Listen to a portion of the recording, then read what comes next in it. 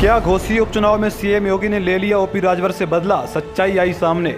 अंदर खाने से आई खबर से राजभर हो जाएंगे सन्न, सीएम योगी नहीं चाहते हैं ओपी राजभर की बीजेपी में वापसी। घोसी में दारा सिंह की हार से सीएम योगी हैं काफी खुश, सच्चाई जानकर लोगों ने राजभर को ऐसे घेरा। ओपी राजभर बीजेपी में आए थे मंत्री पद लेने, लेकिन उपचुनाव में हार के बाद मंत्री तो क्या दरबार की कुर्सी भी नहीं मिलेगी।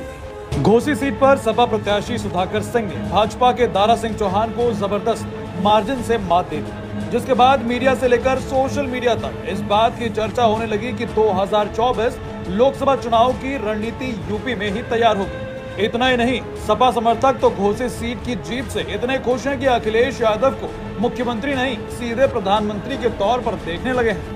लेकिन इन सब के बीच सोशल मीडिया पर लोग यूपी के सीएम योगी आदित्यनाथ को लेकर तरह तरह की प्रतिक्रियाएं दे रहे हैं। लोग लिख रहे हैं कि घोसी चुनाव में हार से सूबे के मुख्यमंत्री काफी खुश हैं।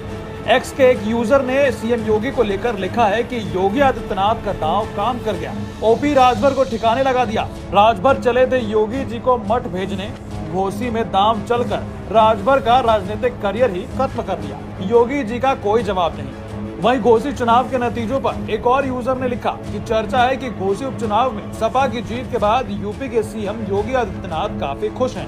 अंदर की खबर यह है कि वो चाहते थे कि राजभर और दारा सिंह कभी मंत्री ना बने। अब चलिए आपको बताते हैं कि आखिर घोसी उपचुनाव की हार पर लोग ऐसा क्यों कह रहे हैं कि सूबे के मुख्यमंत्री खुश हैं। दरअसल 2022 विधानसभा चुनाव के दौरान ओपी राजभर ने सीएम योगी आदित्यनाथ के खिलाफ मोर्चा खोल दिया था। राजभर हर मंच से सीएम पर टिप्पणी कर रहे थे, लेकिन मौके की नजाकत को समझते हुए सीएम योगी ने कभी उनको खुलकर जवाब नहीं दिया। हालांकि सूत्र कहते हैं कि राजभर की इस हरकत से मुख्यमंत्री योगी आदित्यनाथ बिल्कुल खुश नहीं थे। आखिरकार वो समय आ गया जब ओपी राजभर ने एनडीए सहित सरकार को टाटा बाय बाय कर दिया और सपा के साथ जा मिले। लेकिन महज कुछ महीने पहले ओम प्रकाश राजभर वापस एनडीए में शामिल हो गए। सियासी गलियारों में ये चर्चा है कि योगी आदित्यनाथ किसी भी कीमत पर राजभर को साथ लेने को तैयार नहीं थे।